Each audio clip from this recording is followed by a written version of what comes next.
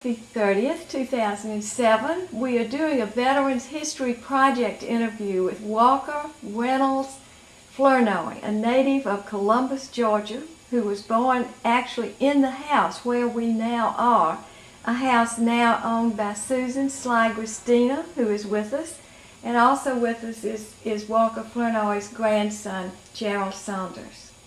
And Walker, thank you so much for coming to tell us about your experiences growing up in Columbus and particularly in World War II in the Submarine Corps.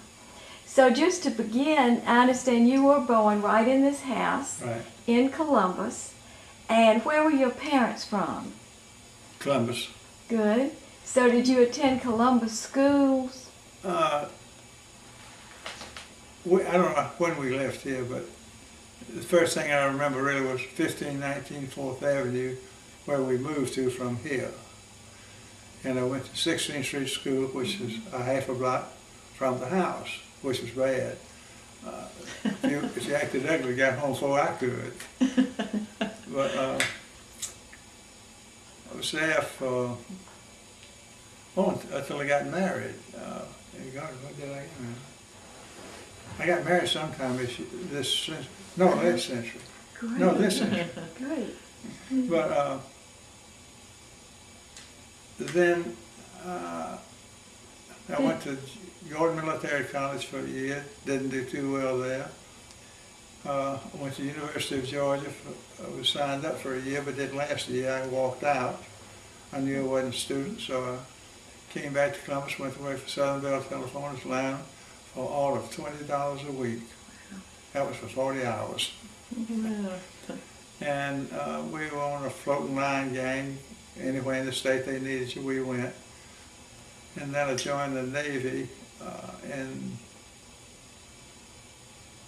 August or September of 41. You joined in 41. Right. So that was just before Pearl Harbor, was it? Pearl was December the 7th. And do you remember where you were when Pearl Harbor took place? I was on boot leaving my mother's house at 1519 4th Avenue. And then did you hear it on the radio, or did you hear people talking about it? I heard it on the radio. Mm-hmm. And stupid me, I was on leave, and they said all people report to blah, blah, blah. So I went down to see the recruiting officer at the post office. I was just an apprentice seaman. I didn't know anything about the Navy. I said, well, I'm here, what am I supposed to do?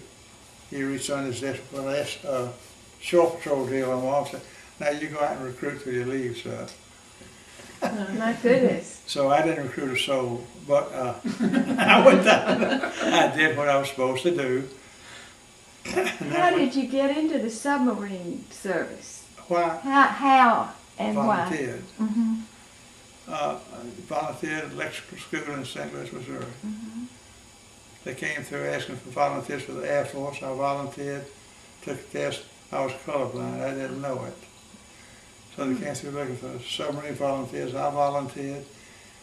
And the pharmacist may said, this is worse than it was in the Air Force. I said, I didn't want that. So I got the kid in the bunk under me to go down and memorize that chart for your colors on the numbers. He came back what they were told me. I memorized it. And if they started on the first or the last page, I'd have been out of luck. Because I could give them the numbers before they turned the page. That qualified me for submarines. So what made you want to do the submarines? That was unusual. You don't come back a cripple. Ah. You don't come back a cripple. You might like me a cripple up here, but no arms gone, legs, any of that. What was it like being on the submarine with, close quarters, dealing with all these people? Well, we were 311 feet long. The forward battery, forward torpedo room, had some bunks in it, and after that was the wardroom for the officers.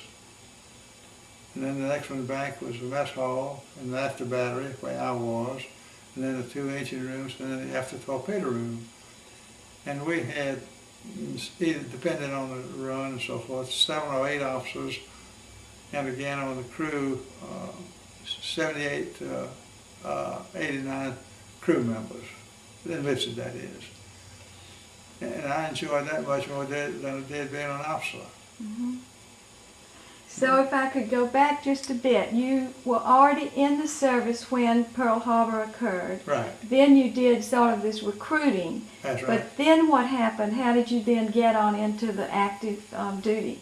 Well, I had to go back to Norfolk when my leave was up where boot camp was. And then they had everybody muster say, volunteer, now what do you want to do? I said, I volunteer for gunners, right? They said, fine, you go to electrical school. So that was my first thing in the deal. I went to St. Louis, Missouri for either 3 or 6 months. It's been a long time, I've forgotten exactly. Went to school out there, and from there I went to New London, Connecticut for submarine school. And I was there until I graduated and was drafted for Portsmouth, New Hampshire for a submarine putting in commission. And I was still apprentice seaman. I was smart too, didn't know anything.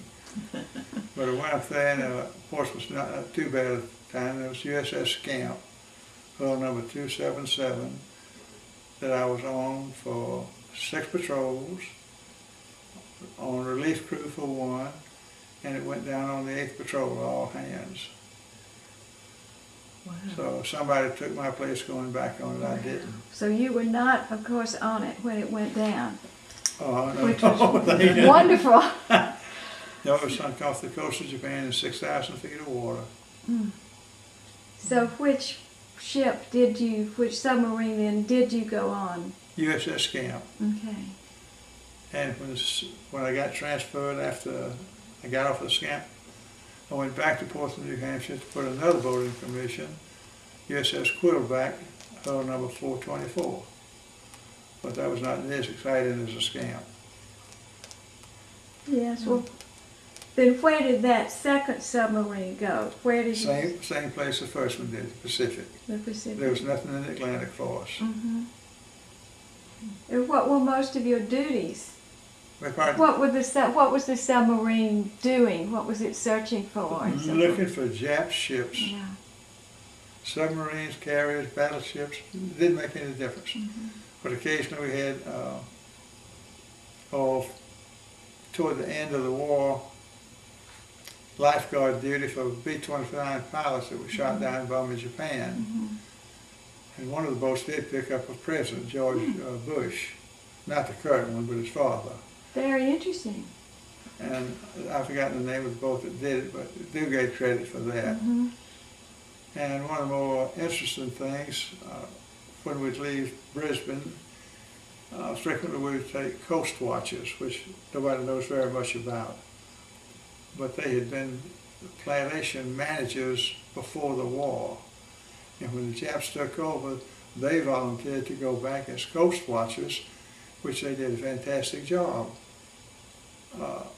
Any ships coming down anyway, they got on the radio and told the fleet, the Air Force, where they were, etc., which was a fantastic thing. Not all of them survived either. But they were all Australians, except if they were going to New Guinea or the Solomon Islands or wherever, they always had natives from that particular island, so when they put them off on ashore at night, they would have the common knowledge of the place and the people there. But they were gutsy people. So you served throughout the time of the war on the submarine, Absolutely. correct? And then do you remember when Roosevelt died, one of the other big events? And It's in the book here. oh, good, it's in the book you brought, so we can see that later. I was put the Quiddleback in commission. We were on the way to the Pacific, and I was in New London, Connecticut. I beg your pardon, Key West, Florida. Anytime you leave a port, you try to go somewhere where they have a sound school so they can operate with us to pick up the noise we make. And he was killed at that. I died at that time. Do you remember the reaction of the troops and just shock? That's right. Well, who's going to be next? Because see, like I say, on submarine we were real close knit of people. Anytime we went on Liberty, if there were 70 of us on Liberty, there were 65 of us in the same place, wherever it happened to be. So you really didn't get to know an awful lot of shipmates. Mm-hmm. But those you did go, oh, you knew some of them too well. Mm-hmm. But it was a great life. At times it was boring us all to get out, but you couldn't open the hatch and just get off and go somewhere. Mm-hmm. You were there. And the thing about it is that dolphin that's on this blouse here, if you wore that thing, that means you were qualified on the submarine. That is right there. Oh, okay. Oh, let's see. Oh, there we go. Yeah. This, when you got that put on your, for an enlisted man, put on a blouse, then that meant you were qualified on a submarine. Until you had qualified, you couldn't put that on. And you worked your fool head off to get that on. I'm sure. Because once you got it, they couldn't take it away from you. That's Excuse me. a great accomplishment. But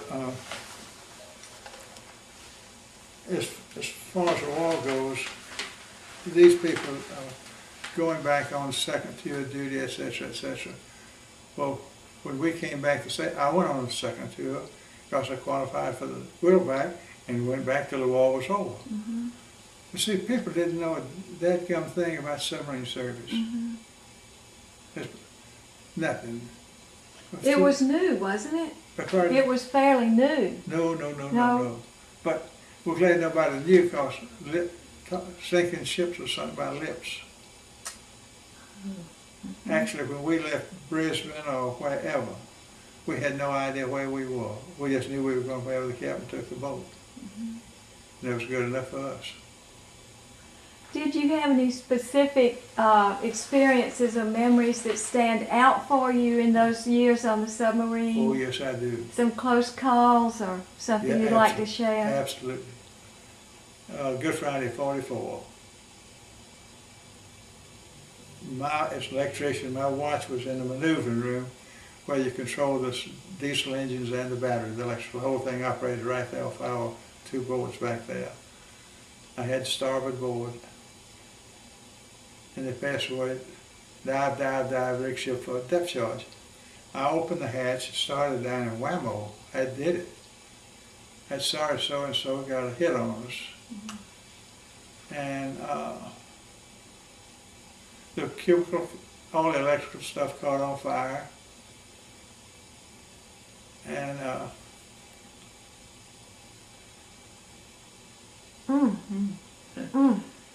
Were you able to close the hatch, or you had to just stay on top of the water? No, the hatch was closed.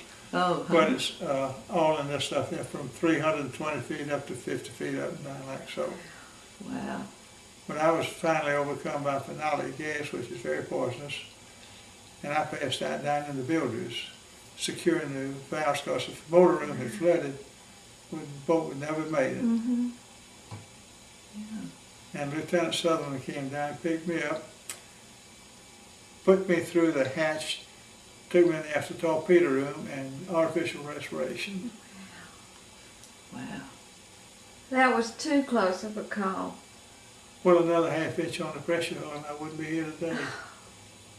Wow. That's way too close. But by securing the bilges, you helped save the entire ship. With That's what what you they did. say, yes. Definitely, you did that. Well, like I said, if the motor room had flooded, Mm-hmm. no way to do anything about it. Wow. That's quite an account. It's amazing too. I would think it shows a lot of good seamanship that submarine even could keep going after such a fire and such a hit. Well, it was a real, from what I read that happened after I passed out, it was very, very close to not making it. Very close. Did you have to put in somewhere for repairs after that? And Well, we were about 6 days getting into It's all in this stuff here. Oh, right. But we were so close to sinking, they had a boat that was in our next area. Submarine area was just like a checkerboard. You had this area and don't get out of it, because whatever was out of that was fresh, found good meat. The Dates happened to be the boat next to us. They came over and escorted us in to the Solomon Islands, because it was a question of whether we were going to make it or not. Wow. So you went slowly, I'm sure. They had to. Very slowly. And then you went back to the Solomon Islands, and could they repair your ship? There was a Tangier seaplane tender. They came in and welded supports back to the pressure hull, to the frame above that had been blown off. And that's all they could do there. Then we went down to Milne Bay, where we could get into dry dock and let them have a good inspection. They did some more patching up, and then we finally got fixed up to come back to the States. But while we were in New Guinea, they debated whether to scuttle it, fix it. Who was the other seaman that was responsible for the Because- saving? Who was the other seaman, other than yourself, that was responsible for saving I'm the ship? sorry, There was another seaman. It was you and another man who were responsible Oh. for saving the ship. Chief McNeil. He had the ports aboard and I had the starboard. He was the chief electrician, I was second class. Do you happen to recall his first name? If not, that's all right, but we'll find it in the book. Right, Chief McNeil. Interesting. So then you came back to the States, right, and that was 44, I think. exactly. And then what did you do after that? I asked for a transfer. I really didn't think that they were going to patch that boat up to my satisfaction. On submarines, you volunteer on, you volunteer off. So I volunteered off and was transferred to Portsmouth, New Hampshire for another new submarine, the Quiddleback, hull number 424. When she was commissioned, we went through the canal, went back to the Pacific. And there really wasn't all that excitement going on then. Well, before long after that, the atomic bomb was dropped. We were in Guam on R&R. So you heard about, did you have any idea beforehand? Was there rumors or thoughts that could happen? We were like a dumb man. We didn't know anything going on anyway except what we were responsible for. Can you tell us what was your reaction after you heard about it? Hallelujah. We can go home, maybe. Well, that's what we thought, but there were 2 or 3 boats in Guam for R&R when that happened.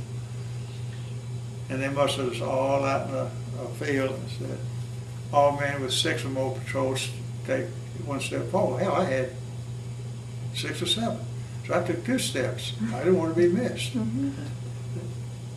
You men stay here, the rest of you dismissed, go back. Now you 150 of us, go back at seaboard, board the Proteus. You're going to Japan for the invasion of Japan. Now that was stupid. Right then and there I realized I was not a 20-year man for the U.S. Navy. So we boarded and went up to Yokosuka, anchored out, and that afternoon they put 150 of us in 3 motor launches, 50 in each boat. And we went into Yokosuka for disarmament, and this was August the 30th. Peace was signed September the 2nd. So we were forced to go ashore before peace was ever signed. They had no weapon on us whatsoever. And if you saw a Jap coming at you with a rifle, pistol, just go take it away from him. And I griped about that one day to the commander. He said, well, look at all those ships out there. I said, yeah, but hell, look at me, I'm here. They're out there. If they start shooting, they're going to get me. Well, just shut up and do your job. And boy, when they called me out to come back to the States on the Hansford, that's the best day I had in the Navy. But all in all, it was a good life. I wouldn't want anything else, because everybody in there knew what they were doing. They were qualified, and when you went to sleep at night, don't worry, whatever came up, somebody could handle it. Because when you were qualified, you you had to draw the air line, the water line, the fuel line, everything like that, completely from the fore torpedo room to the after torpedo room. Now that was with Commander Ebert. Oh, he was good and tough. If you passed, you passed. If you didn't, you didn't. So when you got the dolphins from him, then you had it made.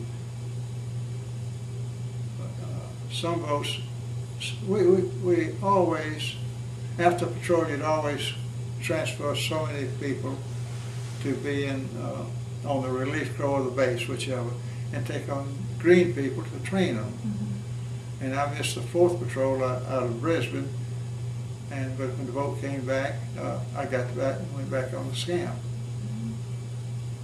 But, was there any other experience that particularly stands out in addition to that incident when your submarine was actually hit?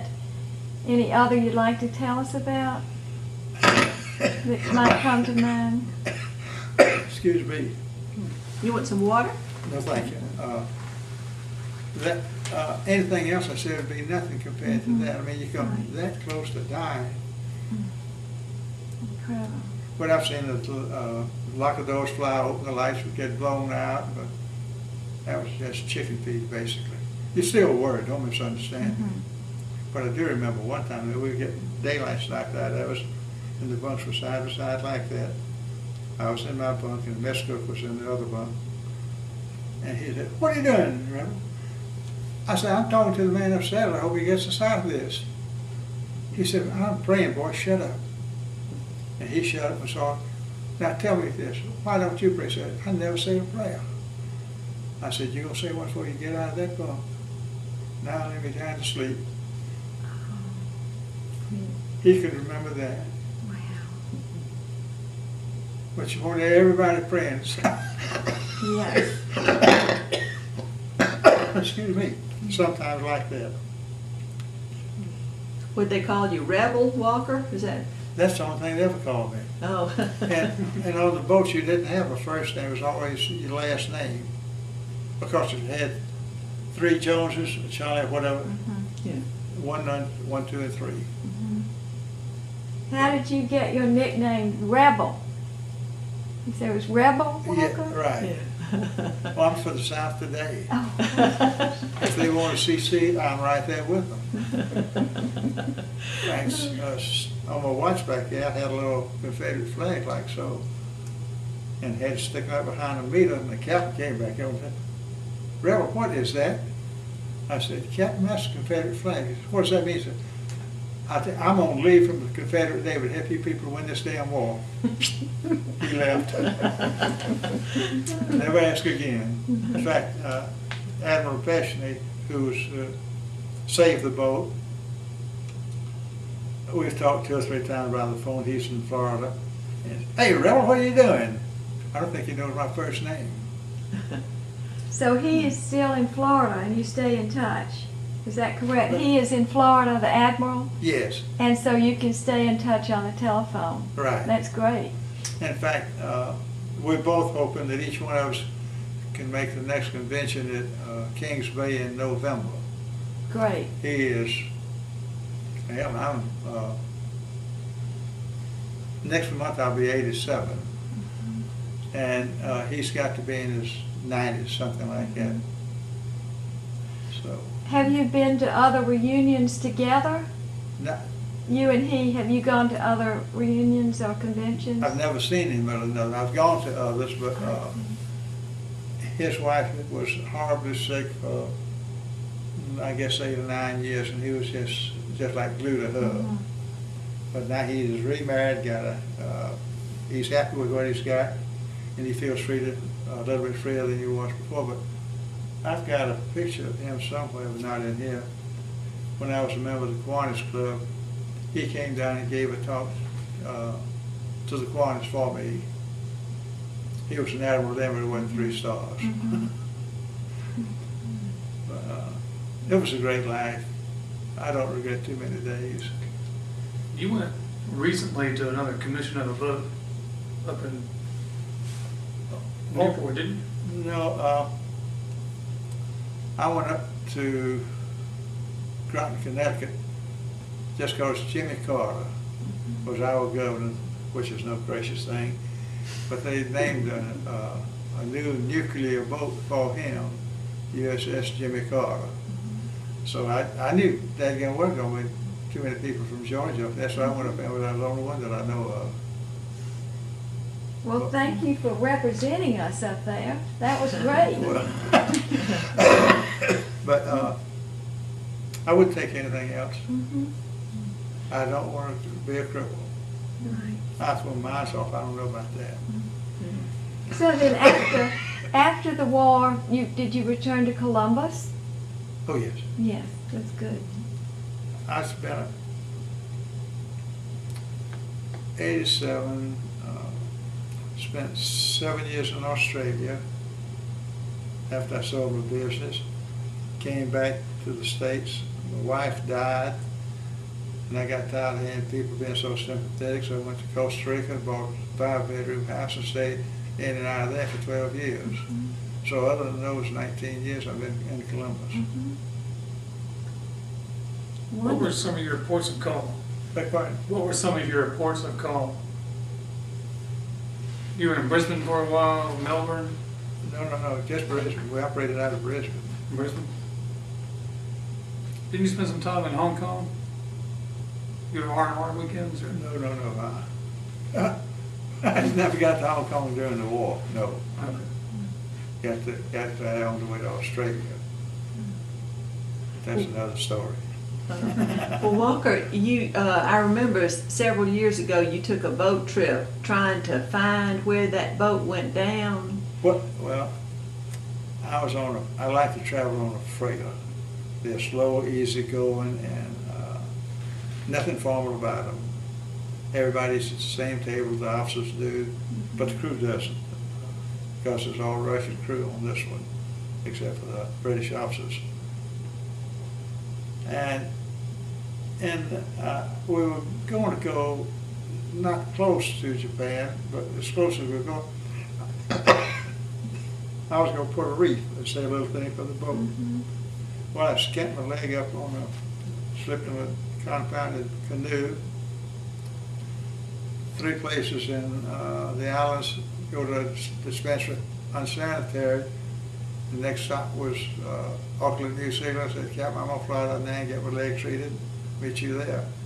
I go from the plane to a cab to the hospital. Sorry, sir, we're on strike, and we'll be for another 2 weeks. I said, thank you, ma'am. Went back and told the captain, said, Captain, I'll see you sometime later, but not now. I'm flying back to Georgia. So that interrupted my round-the-trip world. Yeah. But I just couldn't get that close to them. And I've got a picture of the commissary officer reading the notes I left him and standing up on the gangway Good. and the reef floating away. That's as good as I could do. That's wonderful. So the boat carried out your mission for you. Right. The Oh, people yes. on the boat Right. carried out your mission. Well, Right. that was good. They were able to do that for you. I didn't know they were going to do that. That's wonderful, really. But when I got the pictures, I got vetted to cable them, and I wanted to find out what the cost of the reef was and such as that. And he came with all seafarers, no charge. Now, when you can stop in a 10,000-ton ship in the middle of the ocean, dead still, so they can lower the ladder and do that, that meant a lot to me. Oh, yes.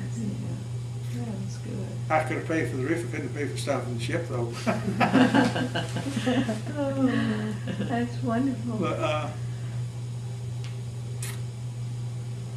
I just don't understand how these fellas do it on these new boats. They're gone for 6 or more days and never see the sunlight or anything. We had to come up at least every 24 hours for nothing other than oxygen.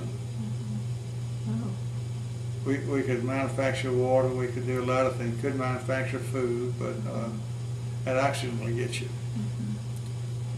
So you'd have to come up and open the Hatch. hatch Right. and get ventilate the ship, and then you could go down. Just crank up those 4 diesels and it'd suck you right out, Mhm. fresh air coming in. But I was fortunate, I had excellent eyesight. And anytime there was a possibility of a contact, day or night, if I was on in the maneuver, I got a relief and went up on the periscope shields with binoculars, and I could, as a rule, spot an object on the horizon before radar could. Wow. And got one admiral up in Ohio, I think he still calls me Radar Eyes. Right, that's great. Are there other people that you've been able to keep up with, in addition to the two admirals? I had two shipmates down at Gulfport, and Katrina came through and demolished the Navy home down there. And all the people had to move out. John Hurley went to the home in Washington, and Rick Holleran is living with his family. He's finally settled down with his brother in Gulfport, Mississippi. But other than that, I talked to two or three of them by phone, but don't ever get to see them. But it's remarkable you've been able to stay in really close touch. That's Right. great. Well, That shows how it was such a close group. You well, I maintained see, it. John passed away in December around Christmas time, and the only way I knew about that is Rick Holleran. He had been with John in the Asiatic fleet before the war, so they were just like that. Mhm. And John Hurley, his sister called Rick and told him that Hurley had passed away, and he in turn called me, but couldn't do anything. Mhm. What do you do when somebody's cremated? Oh, you mean that have a memorial service or something like that? Or you mean with the ashes? What do you do with the ashes? Or? If people put them on the mantelpiece or such, some sprinkle them in the ocean or whatever. Right. But there's just no point in going up there when the thing was all over. Yeah. Right. Well, Walker, do you remember when you came back from World War II? Was it that had the war finished? I was just wondering what your reception was like when you got back to the United States from having served. And Well, the war was over September. Oh, that's September right, the yeah. 7th, I believe. The 2nd. Yeah. Well, I left, came back from Japan on a troop ship December the 28th. Mm-hmm. So the war was over. Yeah. And when I came back, we had been reported lost. Oh. The troop ship had. No, the sub had. Oh. Tokyo Rosen knew more about where we were than enlisted people did. And after this one good working over they gave us, she put the word out that the scamp was sunk. And the word got back to my mother that was sunk. So, Oh. so when I finally got back to the States, I got discharged in Jacksonville, Florida, and went home and got a cab and went home, and that was it. Said, Mother, I'm home. Oh. Did she know that you, by that time, did she know that you were, she thought that you were gone, Right. and there you came in the door. Yeah, but she, oh my Lord, I got him again. And bad penny came back. Now, how did she really react? Do you remember her reaction, really, when she saw you come in after Well, thinking the worst? she knew who I was, no Of question course. about that. Oh. But we lived on 4th Avenue at the time, and 3-bedroom house, and she had the middle bedroom. And when I came back, I took the front bedroom. And she said, oh, I'm so glad you're home now, you can protect me. I said, fine, Mother. Never locked the door or window. I woke up one morning, and she said, there's a man in my bedroom, go get him! And I was sound asleep in the front bedroom. Well, look, he had taken all the stuff I had on the dresser that he wanted. And before he could get to her, she woke up and screamed and got him going. I'm big God, I'm big help. Oh my Well, goodness. that's a good story, too.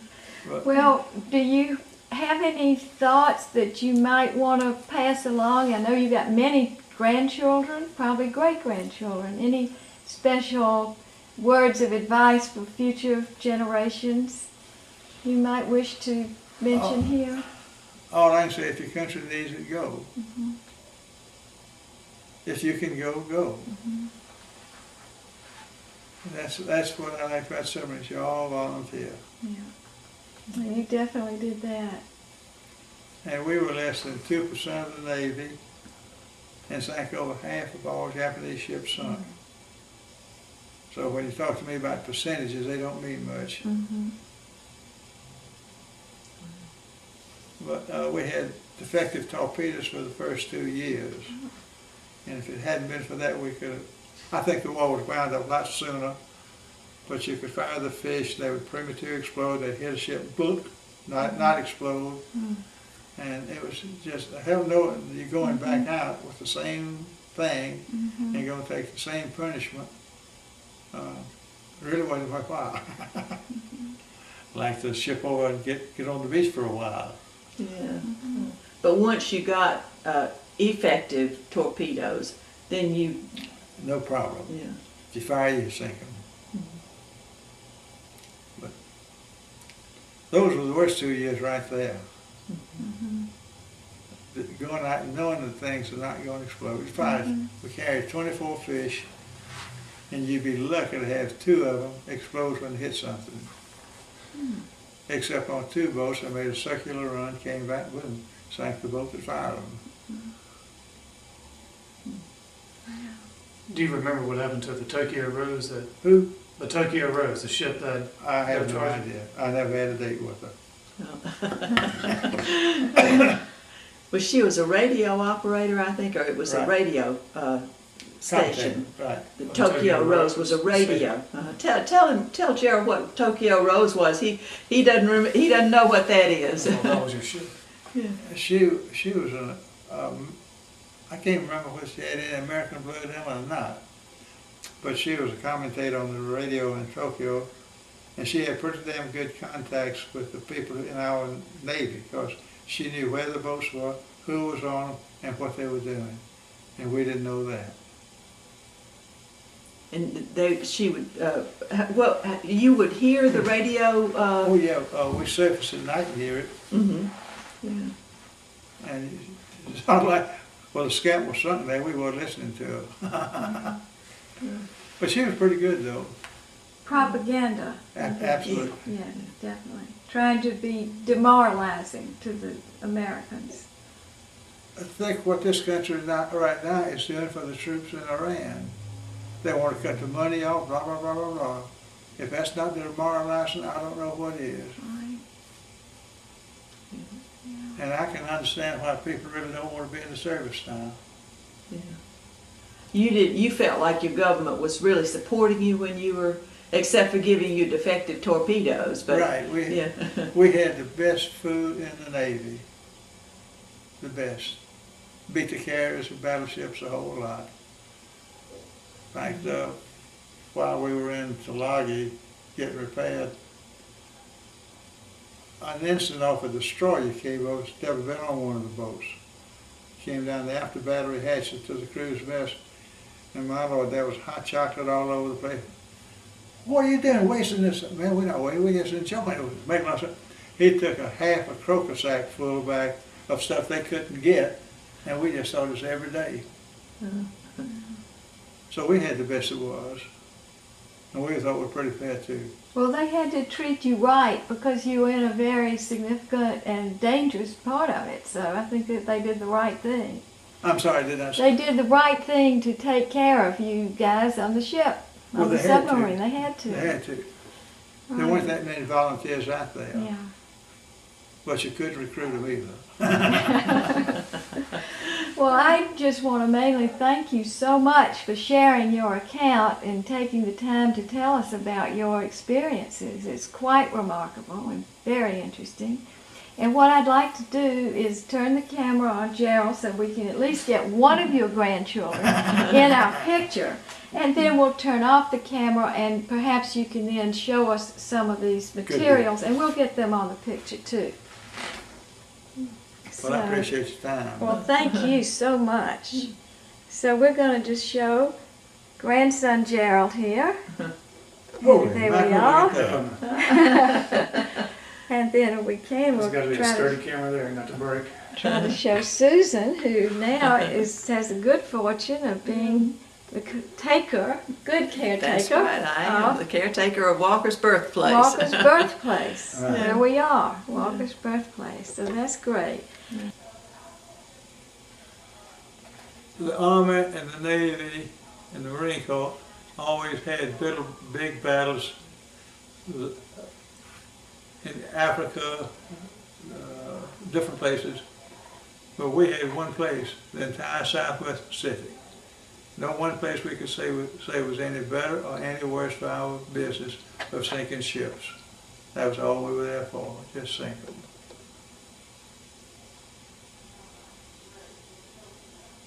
Thank you. Oh, okay, I'll get it. Okay. This is the notice we've got of Roosevelt's death. We were in Key West, Florida, having left Portsmouth, New Hampshire, on our way to the Pacific. And it was quite a shock. None of us knew anything about it and didn't know who the next president was going to be. But that's the first time and only time we ever heard anything about it.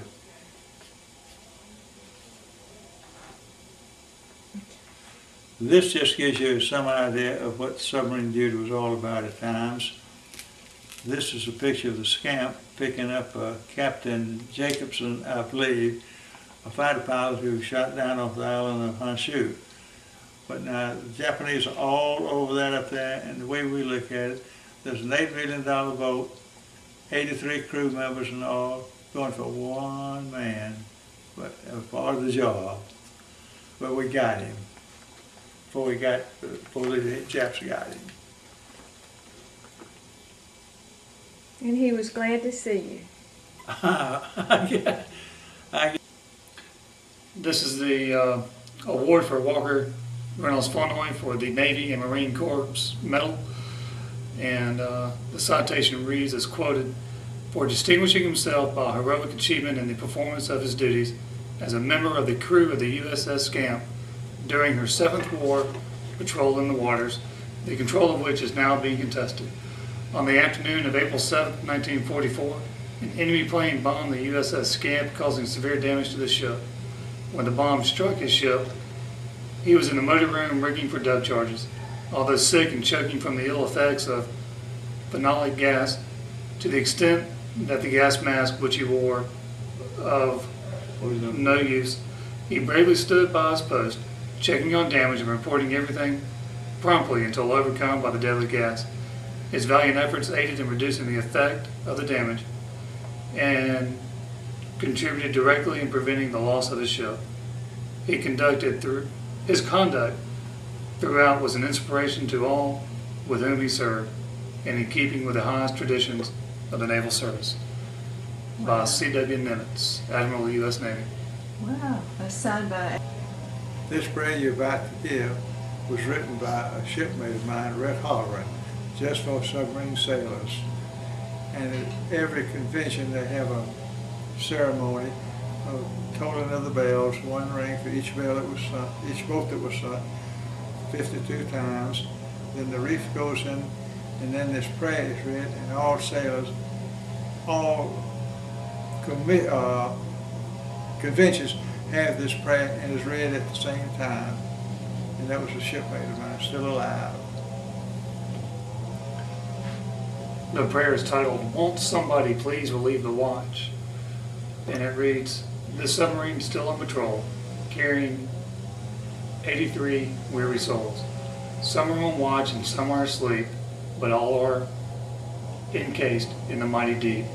Won't somebody please relieve the watch? This patrol is a long one, 54 years to be exact. Does anyone care that we are here? Does anyone ever shed a tear? Won't somebody please relieve the watch? Do you know of our dreams and aspirations and how desperate we are to achieve them? What of our families and what of our foe? How do they fare and where do they go? Won't somebody please relieve the watch? Does anyone remember our last dive? Do you know that we are still alive inside? We ran silence and we ran deep, hoping and praying our souls to keep. Now we are tired and worn out. Won't somebody please relieve the watch?